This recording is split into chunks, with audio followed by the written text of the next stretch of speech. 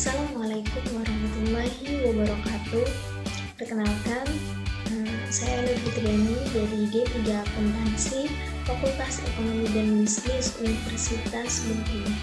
Nah, pada video pembelajaran kali ini saya akan menyampaikan tentang internal control atau sering disebut dengan pengendalian internal pada perusahaan bisnis.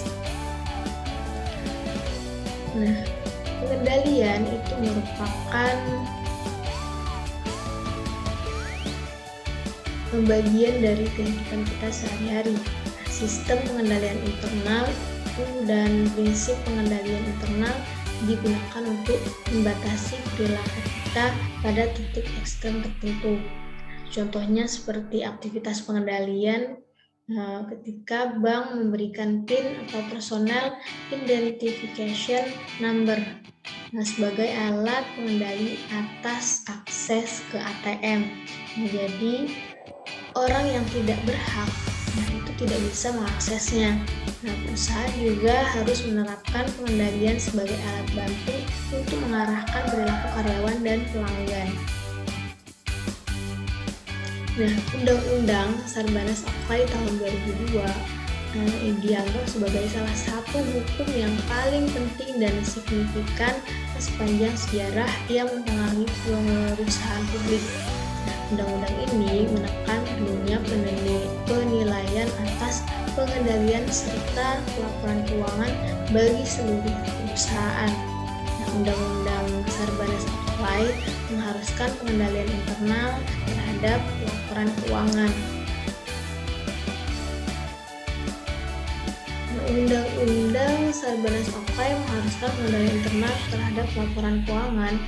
Di sini ada definisi pengendalian internal yang dimana suatu proses yang dilaksanakan atau dilakukan oleh Dewan Direksi Manajemen, Dewan Komisaris, dan personel lainnya dalam suatu entitas yang dirancang untuk menyediakan keyakinan atau jaminan yang memadai berkenaan dengan pencapaian tujuan dan dapat dipertanggungjawabkan.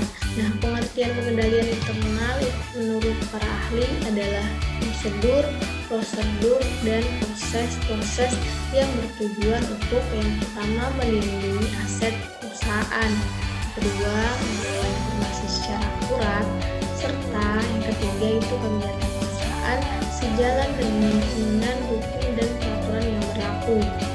Seperti yang telah dijelaskan pada bagian sebelumnya, itu Undang-Undang Sarbanes Okhai mengharuskan adanya pengendalian internal yang kuat dan efektif terhadap pencatatan transaksi dan pembuatan laporan keuangan. Pengendalian internal yang efektif dapat membantu perusahaan mengarahkan kegiatan operasi perusahaan. Ada pula manfaat dari pengendalian internal adalah menyediakan keyakinan yang memadai bahwa pertama, aset telah dilindungi dan digunakan untuk keperluan bisnis. Yang kedua, informasi bisnis akurat terus yang ketiga, karyawan mematuhi hukum dan peraturan yang berlaku. Yang keempat, melindungi aset perusahaan dari pencurian, kecurangan, penyalahgunaan, atau kesalahan penempatan.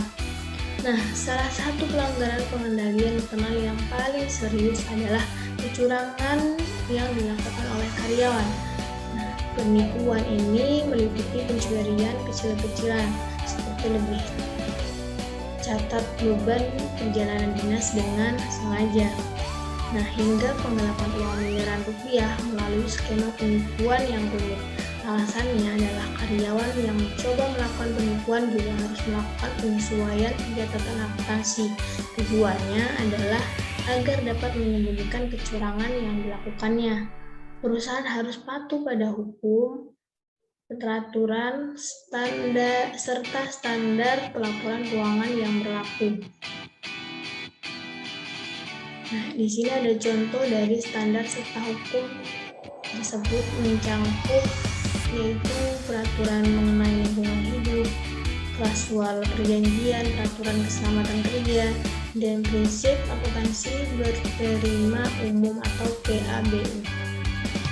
Komponen pengendalian internal atau internal control Ya, unsur-unsur pengendalian inter menurut para ahli yang perlu dirancang dan diterapkan oleh manajemen perusahaan adalah pengawasan, pengendalian risiko atau risk assessment, eksplorasi dan pengendalian, lingkungan pengendalian, informasi, dan komunikasi. Nah, 5 komponen tersebut itu membentuk semacam payung yang melindungi perusahaan dari ancaman terhadap pengendalian.